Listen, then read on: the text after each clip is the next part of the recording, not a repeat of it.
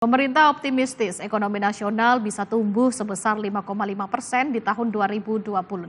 Direktur Jenderal Strategi Ekonomi dan Fiskal Kementerian Keuangan Febrio Nathan Kacaribu di Jakarta menyebut ada sejumlah faktor yang mendorong pertumbuhan ekonomi nasional. Salah satunya adalah ditopang oleh sektor pertanian.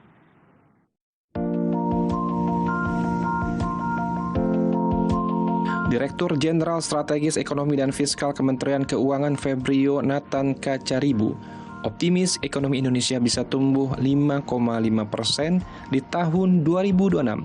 Meskipun sebelumnya Bank Dunia mengestimasi pertumbuhan ekonomi Indonesia hanya di angka 4,7% di tahun 2026. Dalam keterangan pers di Gedung Badan Komunikasi Pemerintah Republik Indonesia, Febrio menyebut sejumlah faktor yang menjadi pendorong pertumbuhan ekonomi nasional.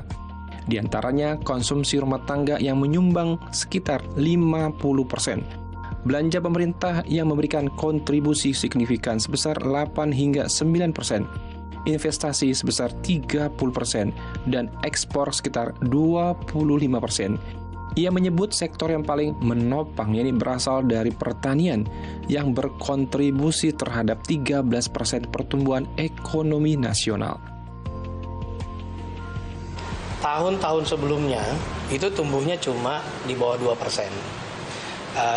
Pertanian ini share-nya itu sekitar 13% dari ekonomi kita. Jumlah tenaga kerja yang kerja di sektor pertanian itu sekitar 40 juta. Nah, jadi sektor yang sangat penting selama ini tumbuhnya lambat.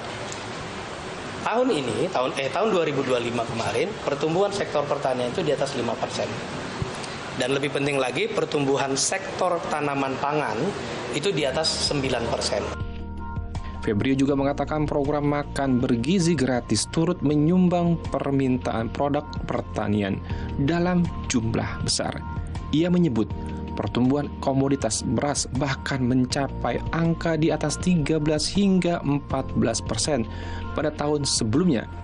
Menurutnya, ekosistem sektor pertanian mengalami transformasi besar pada tahun 2025 yang akan berlanjut di tahun 2026.